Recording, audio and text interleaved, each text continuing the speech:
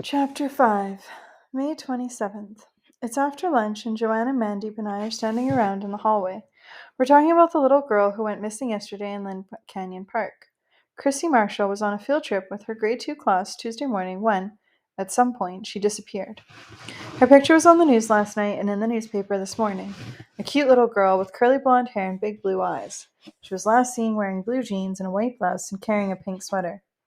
Like I said previously, this is not the first time someone's gone missing on one of these mountains. An entire plane went down on Mount Seymour that wasn't found for 50 years. Tony Lasserman and John Roble are already making plans to search for her body after school. Mike Ortega figures a cougar probably got her, and it won't be a body thereafter, but a few bones. Danny Kim says the vultures would have carried off anything the cougar didn't devour. They'll be lucky to find a scrap of her clothes.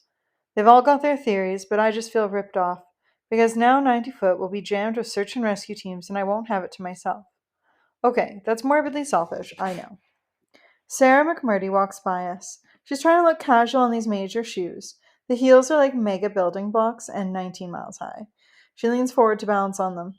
Joanne, who can't stand her because Sarah can't stand me because I cut her Barbie doll's hair, suggests I spin my pop can in front of her so we can watch her fall down. I give it some thought. It would be hysterically funny, but in the end I decide it's not nice. I turn away from Sarah and back to our circle, who then walks straight up to me. And I mean directly up to me, but Danielle Higgins' new boyfriend. The one with the wicked grin. The grin he just now flashes at me. The one that is causing my throat to freeze and my heart to fail. The one that I think he has said something. I am very close to a major coronary, so I don't hear what it is. Pardon? I said hi. Oh, I say. Joanne jabs her skinny elbow in my ribs. Hi. Do you think you could help me? Help you? Help you? Wicked grin. I would die for you. I'd wash your clothes, cook your meals, and take out to garbage for you. I'd wear black lace and scamper down the hall with your books on a silver tray for you. I get the elbow again in my ribs. Sure, I say.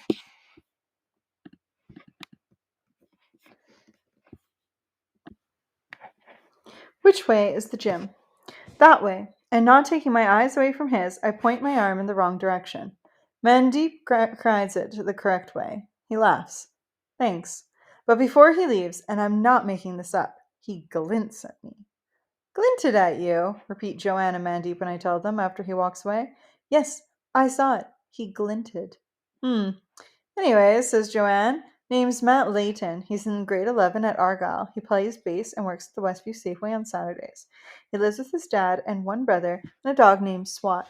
He's been going with Danielle for about 3 weeks, although what started as a sweet relationship appears to be turning sour. They've been seen arguing up at the center, and Friday left Linda Yip's party separately. Mandeep and I are staring at her with our mouths open. How do you know all this? Joanne shrugs. I've made it a point to find out. The most embarrassing event of my life took place after lunch today. Okay, I know I said dancing with Mr. Bartell was, but that was nothing compared to this. Like I said, it was after lunch. I was sitting in English class, just minding my own business, thinking pleasant thoughts about Matt Layton, when suddenly Mr. Bartell started to bellow. He was backing up some kind of lame point by reading from Lord of the Flies. Knowing how I would likely be the first one to be asked a question, I reluctantly set Matt aside, and I listened. He was building up to the part about the death of Piggy.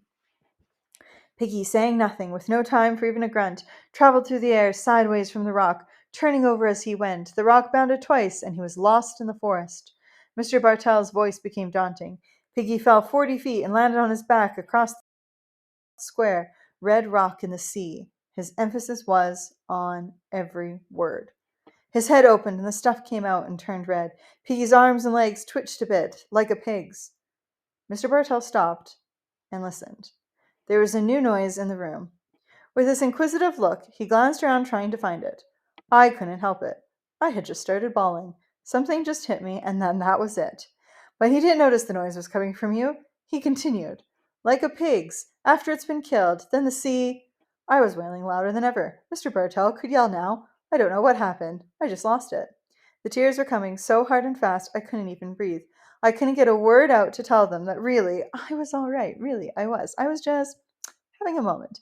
It was just, I don't know. I went on bawling. There was this confused silence all around me. Mr. Bartell scratched his scrawny beard and glanced nervously down at his book. Oh no, I heard him say through my splutters. How ignorant of me. By this time, both Joanne and Mandeep were on either side of me. I'm very sorry, Pamela, said Mr. Bartell. That was thoughtless of me. Girls, help Pamela down to Miss Dalrymple's office. Following his orders, Joanne and Mandeep helped me stand up. They steered me past the staring eyes, down the hall, and into Mrs. Dalrymple's office. After they left, I continued to snivel and snort while trying to convince Mrs. Dalrymple I was quite all right. She had a suggestion. Perhaps, Pamela, you would like to study another book? I'm sure Mr. Bartell would agree to it. Something with a little less violence? Oh, wouldn't that be sweet? Special Pam studying Anne of Green Gables because she was far too delicate to handle anything with a spot of blood. His head opened and stuff came out and turned red. Nobody believes it, but I can take it. It doesn't bother me. Really, it doesn't. That's not the problem. Yes, that is the problem. That's the only problem. I want my mom back. I want her to knock on my bedroom door and come walking in. I want her to bring me my folded laundry. I want her to tell me to get my homework done. I want her to show me the wool she picked up for my Christmas sweater. I want to go with her for a walk in the canyon, up the old logging trails, where every step on the thick forest floor is a new adventure, like we did before April. I want her all in one piece, together with Dad and I again. Sometimes I get so mad at her for doing this to me, and at Dad for letting it happen. I want this sadness that's been part of me since she died to go away. It's like this mean little animal deep inside me, munching at my guts, feeding on me day after day after day after day. Once in a while, taking a great vicious chomp. It hurts so much sometimes, it's just about more than I can take. Like today. There's a painting by Emily Carr called Mountain Forest. In my heart, I know where it is. It's somewhere in British Columbia's coastal mountains. It's somewhere in Lynn Canyon.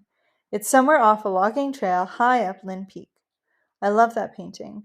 I love it because Mom is in it. Mom and April, 1,000,000,000,000 words that could not begin to describe it, but I will try.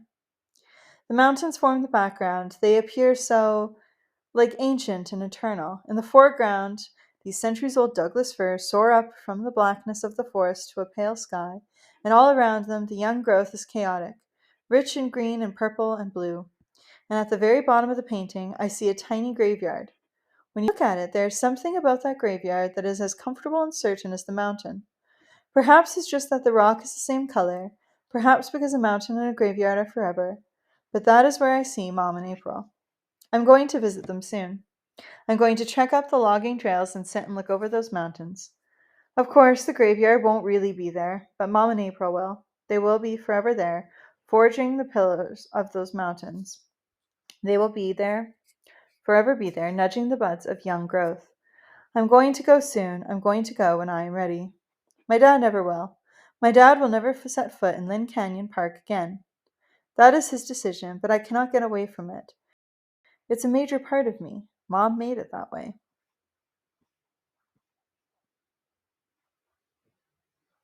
Chapter 6. I'm following Joanne down the path to 90 Foot after school. I don't want to be here, which I told her, but she insisted I come. She plans to casually bump into Tony Lasserman, who she knows will be down here in the canyon, searching for Chrissy Marshall.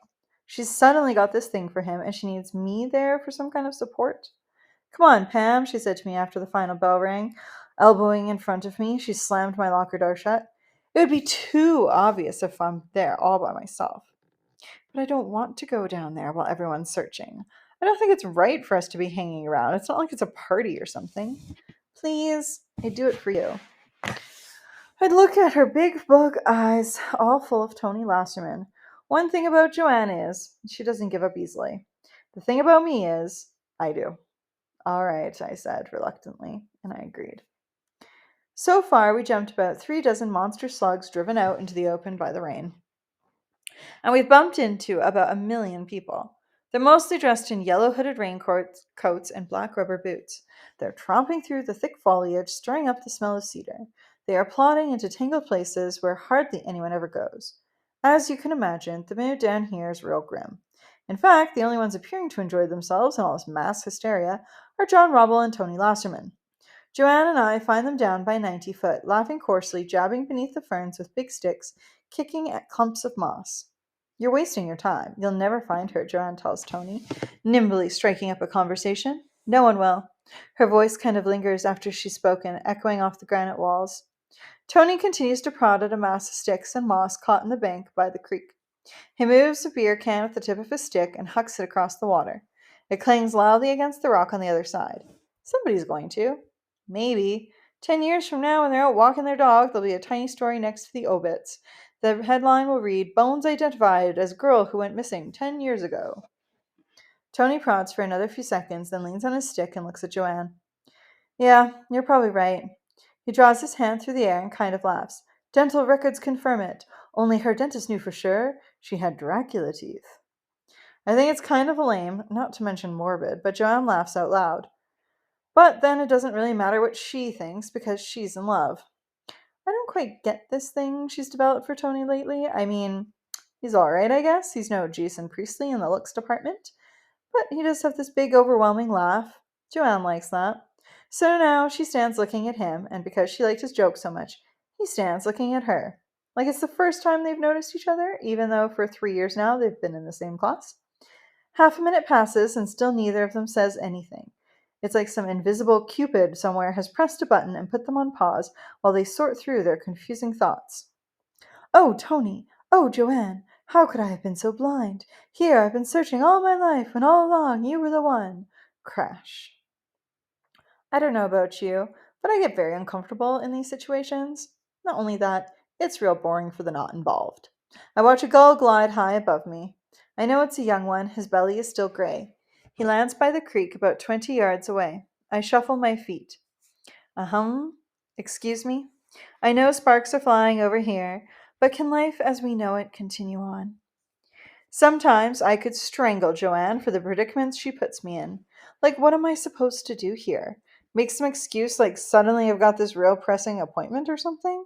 Or am I supposed to act like their moderator? You know, like try and get the conversation going because they're both so love struck they've forgotten how to talk? Whatever. Right now, all I want to do is say something, anything, just to relieve the extreme tenseness of the situation. So, guys, look, it might rain again tomorrow. What do you think? Or how about, hey, Tony, what about those grizzlies? But I know if I do, my voice will streak through the air like an annoying bug. So I guess I'll keep standing here, still as a tree trunk. John Rubble is safe, whacking at bushes a little way down the river. Actually, this is rare. It's not often I see Joanne struck for words. So, Joanne finally drawls. I breathe a sigh of relief. There's life in them. How'd you do on the math test? Oh, major groan, Joe. That's too pathetic. Math test? Who do you think you are? His mom? Tony shrugs and throws his stick away. I could have done better. Probably should have studied. Wally's been making them tougher than he used to. He walks over and stands in front of Joanne. Close. Now's my chance. I start to back away, but Joanne snatches my shirt and forces me to stay put. It's like something enormous is about to happen. So I do.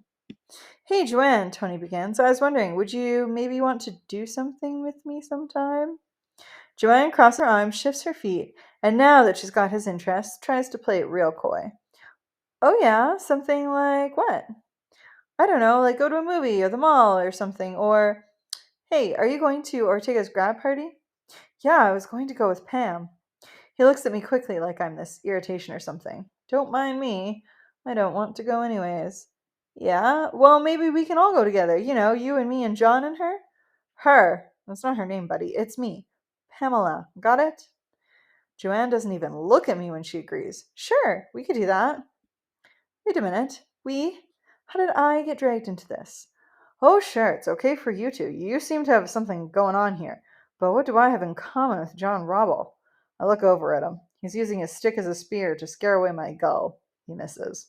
He wipes his nose with the back of his hand and tries again.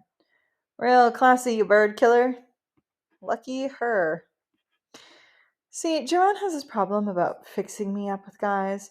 In fact, my first disgusting kiss was set up by her. It was in grade 7 and took place at one of her parties. It was with Landon Farquharson, who I sort of like, and I guess sort of liked me. Anyway, Joanne figured we should celebrate our like for each other with a kiss, the very reason she arranged the party. She'd asked Landon ahead of time if he wanted to kiss me. He must have said it could be all right. Then she asked me if I'd mind. I think I said something like, I guess not. Mostly, we just sat around the basement talking, listening to music, eating chips and cheesies and nuts and bolts. Joanne's mother came down once in a while to refill the bowls. One time, after she left, Joanne winked at me. She turned the lights real low. This was the agreed upon signal. I looked at Landon, who was sitting next to me. He turned to me. In the dim light, his big face came down, looming closer and closer. But all I could see was the cheesy dust all over his lips. He pressed them against mine. We stayed stuck together like that for what seemed an eternity. Luckily, Joanne's mother came winging down the stairs again, looking for something she'd forgotten. She flicked on all the lights and pushed games at us, like Pictionary and Balderdash and stuff. I was so glad it was over. I could have jumped up and kissed her. For the next 2 days, I couldn't get the taste of cheesies out of my mouth. I guess my moral here, or whatever, is don't stuff your face just before you kiss. Okay, Tony says, why don't we figure to go about 8? I'll tell John to pick Pam up. We'll all meet at your house. Pam doesn't need to be picked up, I say. I can get there by myself. They give me this surprised look, like they've suddenly noticed I'm a living human being or something. Not only that, I can talk. So, it's okay with you? Joanne asks. I guess. I shrug.